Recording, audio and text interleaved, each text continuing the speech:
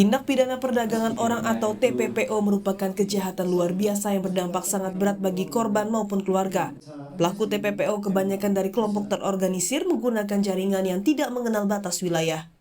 Merespon kenyataan tersebut, Badan Litbang Pelatihan Hukum dan Peradilan Mahkamah Agung menggelar pelatihan teknis yudisial tindak pidana perdagangan orang di Kota Pontianak yang diikuti puluhan hakim muda se-Kalimantan Barat, 4 observer dari Biro Hukum Pemprov Kalbar, dan dosen hukum Universitas Tanjung Pura. Kegiatan ini menggandeng beberapa organisasi diantaranya International Organization for Migration, ASEAN Australia Counter Trafficking, Lembaga Perlindungan Saksi Korban, Serikat Buruh Migran Indonesia, Komnas Perempuan, hingga menghadirkan para saksi korban TPPO. Bambang Hamulyono selaku Kepala Badan Litbang Diklat Kumdil MA menyampaikan penting para hakim muda meningkatkan kompetensi pengetahuan dan keterampilan mengenai TPPO agar dapat menerapkan hukum secara tepat dan memenuhi rasa keadilan masyarakat dalam memutuskan perkara TPPO. Terutama mengenai pemahaman apa itu restitusi, kemudian juga pemahaman mengenai kompensasi. Jangan sampai nanti para hakim yang mengadili perkara TPPO ini ada kekeliruan untuk menerapkan restitusi.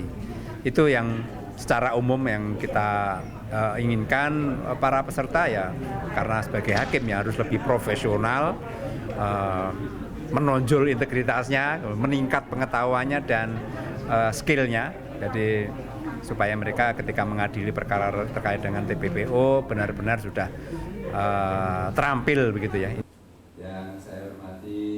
Pontianak, Kalimantan Barat yang merupakan wilayah perbatasan Indonesia-Malaysia kerap menjadi tempat asal, tujuan dan persinggahan tindak pidana perdagangan orang.